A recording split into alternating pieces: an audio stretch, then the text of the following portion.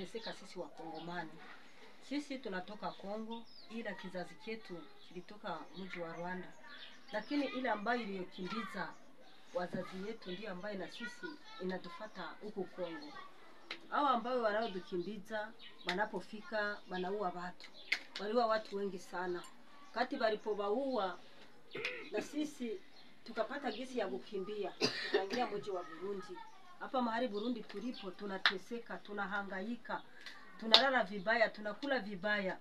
Na mahali walipotutia wanasema ya kwamba leo walianza kimbiza watu kuwarudisha mji wa Kongo. Na mji wa Kongo hakuna amani.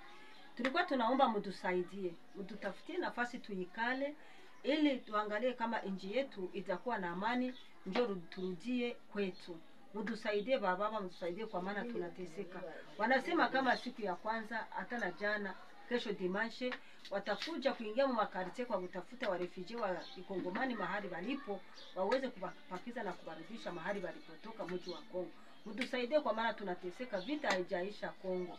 Mtusaidie mahali tutaikala tupumzike. Mtusaidie kweli. So Ngegana, sema sasa. Sema. Ekara. Watu ni kujikongera muri komine Nyamagabe. Nahunze n'imyongo 94.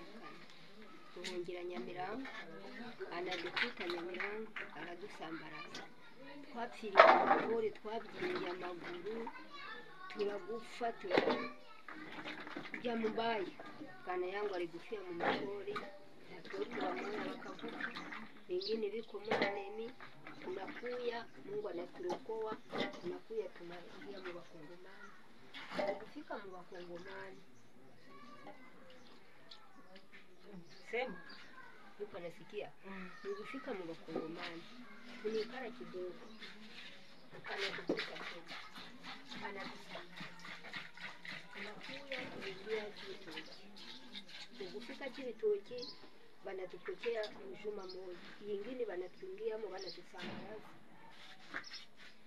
Banatupakiza mu magari kukingufu na fimbo mingi twende mu makambi. Tukaona mu makambi tutaweza. Tuko wagonjwa. Ninagonjwa kama marikisima, ninagonjwa miguu. Naona tutaweza. Tukakimbilia wakadusaidia kwenye tunalala siku moja. Kesho watarudia kudusambaraza, watukimbize, sina miguu ya kutembea, sina nini. Mtusaidie, mtupatie fasi tupumzike, shie wagonjwa na watoto yangu mmoja biko mwana ni ukavu na mimi niko hapa Kibitoki.